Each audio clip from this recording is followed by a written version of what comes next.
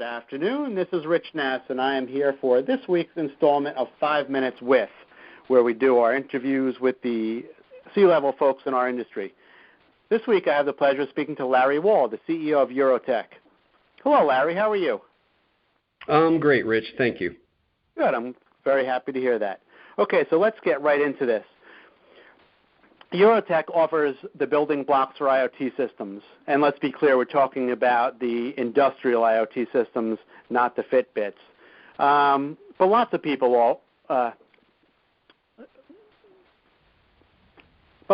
offer those same types of building blocks. So what does Eurotech do that's different? What makes you guys stand out? Right. So Rich, thank you. It's a great question. We all ask each other that all the time, and I think I would even say we ask ourselves as we make sure that we position in the industry correctly. But I think we have a great answer, and in fact, I know we have a great answer. And so one of the things that we do differently, and you're right when you say there's many people have building blocks for IoT solutions, and especially platforms. One of the things, and we have a software platform ourselves that we call Everywhere Cloud, and within it there are a few things that are very unique about our software part of our platform. But the part of our overall stack and the building blocks that I love to talk about with, whether it's a systems integrator who are going to put pieces together, or with enterprise customers, is the part that we bring that's different is the way we integrate the software part of the stack to the hardware and electrical level and the intelligence at the edge. And I know that that's important based on my prior experience in the industry and what I see happening with implementations today, where not that software is easy, and I'm a software guy as well, but it's one thing to write many graphical data-driven representations, big data-based analytics engines, and to throw data into them to try to illustrate a concept of what's possible.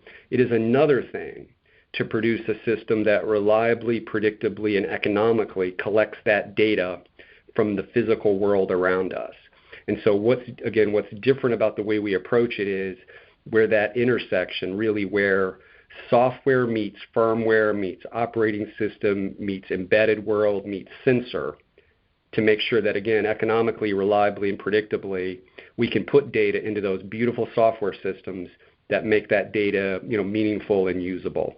So kind of from the way we approach the building blocks and recognize there's a hard part down there still that's a little bit taken for granted, we really that's an area where we're really strong. And then, one of the other things about the way we approach the platform space is through a very much purposeful, non-proprietary architecture. And I think anybody that's followed us even just a little bit has heard our story about the way we have embraced open source and the Eclipse Foundation, where we promote some of our innovation. We retain a little bit clearly for our differentiator, but the way we do that is meant to enable the maker community and enable other parts of the overall ecosystem, like systems integrators and enterprises, to use our building blocks in a very flexible and future-proof way as possible. Okay, well that's pretty good explanation. So let's talk about IoT in general for a minute in the minute or two that we have left. This is a technology that's being hyped as much or more so than anything I've ever come across. Is this going to be with us for the long term, or is this just something that's here for short term that everybody wants to make sure that they get their piece of before it goes away? This is the fun thing to think about. And of course, you're asking me, and I'll give you, my opinion. It's based on, a professional opinion as well. But this is here forever. This is a transformation in the way humans and things interact with each other, and we're not waiting for proof. The proof is already here and around us. So it is not just a hype cycle that is going to evaporate. There's things that, just like in any place where technology converges, and IoT is in a sense maybe like e-commerce was, where a certain number of things around security and payment systems and infrastructure happened, and all of a sudden e-commerce bloomed. IoT is the same way. Many of the components have been around forever, or even all of them, but they come together and they converged in a new way that become, economically and just really feasible. So some things are already becoming commoditized. Some of the wearables, some of the telematics things that we now think about as IoT, we're probably going to see a little more with maybe even connected cars and some energy management systems, a few other things. But many are in their infancy of how we apply. It's the applied part of applying the things that are possible through this convergence.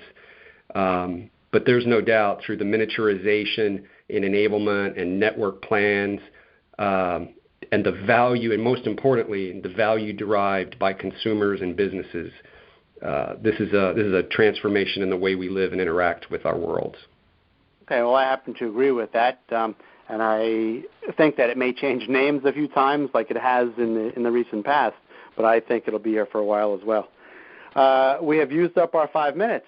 I'd like to thank you, Larry. This was Rich Nass with Open Systems Media, and that was Larry Wall with Eurotech. Thank you, Larry. Thanks, Rich. Thanks, all.